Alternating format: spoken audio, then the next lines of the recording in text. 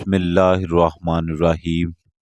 شروع اللہ کے نام سے جو بڑا مہربان نہایت رحم والا ہے۔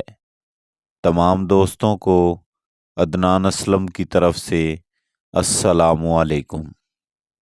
صبح کا ناشتہ ہلکا پھلکا اور ہیلدی کریں، اور دوپہر کو روٹی کھانے سے پیٹ کبھی باہر نہیں نکلے گا۔ کانوں کے اندر خارش کا ہونا یادداشت کے کمزور ہونے کی علامت ہے۔ گرم دودھ میں زعفران ملا کر پینے سے سینے کی بلغم دور ہو جاتی ہے۔ صبح نماز فجر کے بعد آسمان کی جانب منہ کر کے تھوڑی دیر دیکھو اور سانس روکو، اس سے دمے کا مرض دور ہو جاتا ہے۔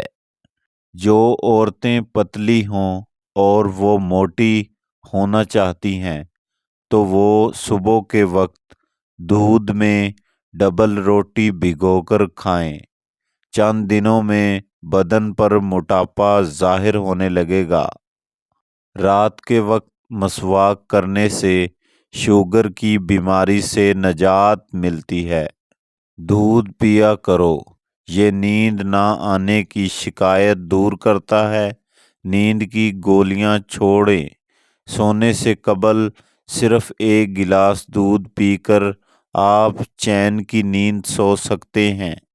چہرے پر چھائیاں آ گئی ہیں تو رات کو مکھن لگا کر سو جائیں، چھائیاں غائب ہو جاتی ہیں۔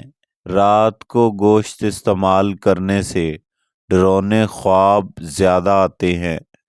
دہی کے ساتھ ناشتہ کرنے سے بندہ ذہنی دباؤ، ڈپریشن سے محفوظ رہتا ہے۔ رات کے وقت سرما لگا کر سونے سے آنکھیں شبنم کی طرح چمک جاتی ہیں۔ روزانہ بستر جھاڑ کر سونا سنت ہے، اور سوتے وقت آیت الکرسی پڑھ کر سویا کریں، اس سے آپ ہر شر سے محفوظ رہیں گے۔ مہنگے فیس واش استعمال کرنے کے بجائے اپنے چہرے پر سرکے کو دہی میں ملا کر لگائیں، آپ کی جلد کو دھول مٹی نکل جائے گی اور چہرہ چمک جائے گا۔ جو لال مرچ استعمال کرتے ہیں زندگی پر ان کو کینسر نہیں ہوتا۔ ناشتے میں 5 کھجوریں کھائیں اور اوپر سے دودھ پی جائیں، گیس کے مرض سے نجات کی جائے گی۔